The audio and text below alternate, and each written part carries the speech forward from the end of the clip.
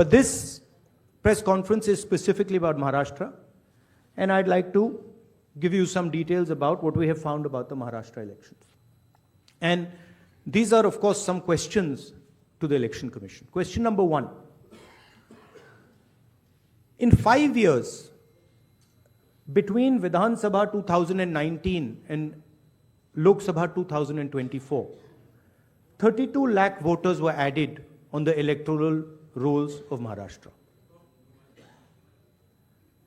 However, in a period of 5 months between Lok Sabha 2024, which these parties won, and Vidhan Sabha 2024, 39 lakh new voters were added in Maharashtra.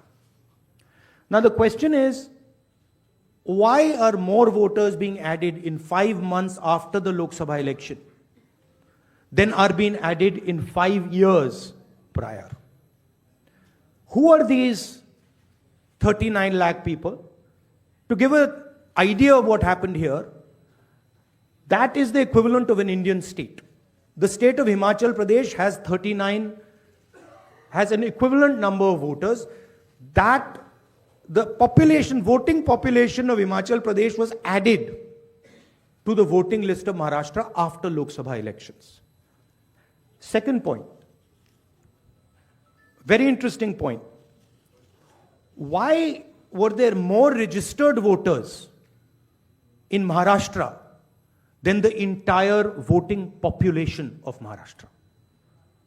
According to the government, the population of Maharashtra is 9.54 crores. According to the Election Commission, there are more voters in Maharashtra than there are people in Maharashtra. Now this is an obvious anomaly, right? Somehow voters have suddenly been created in Maharashtra. The government itself is saying our population is 9.54 crores. And the Election Commission has more voters than people in Maharashtra. It's the second question. And the third question, which is an example of many, many places, one of many, many places which we have found. The thing to understand is the number of voters who voted for these three parties has not reduced between Lok Sabha and Vidhan Sabha. We have got the same amount of votes. And here is an example. So the Congress vote in Lok Sabha 2024 is 1.36 lakh votes. In Vidhan Sabha, we get 1.34 lakhs, very close. 35,000 new voters are added. And BJP in Lok Sabha gets 1.9 lakh votes. And then in Vidhan Sabha, they get 1.75 lakh votes.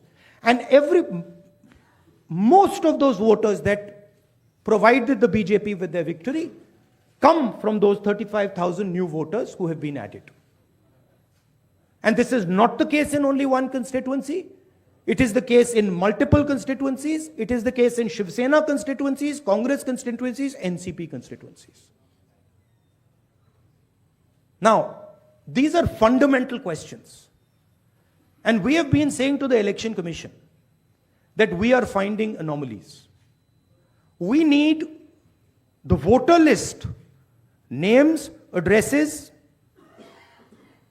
of the voters of Maharashtra.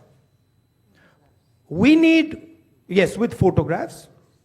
We need the voter list of the Lok Sabha election. We need the voter list of the Vidhan Sabha election.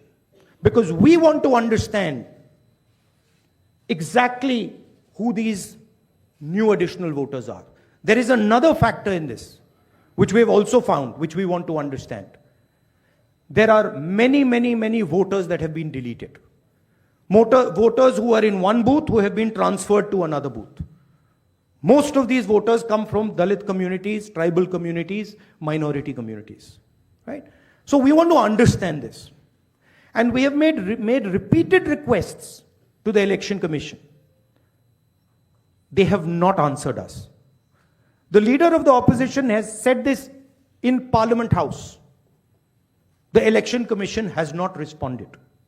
Now, the only reason they would not respond is that there is something wrong with what they have done. I am not making any accusations. I am presenting data here clearly. And I'm asking the Election Commission again.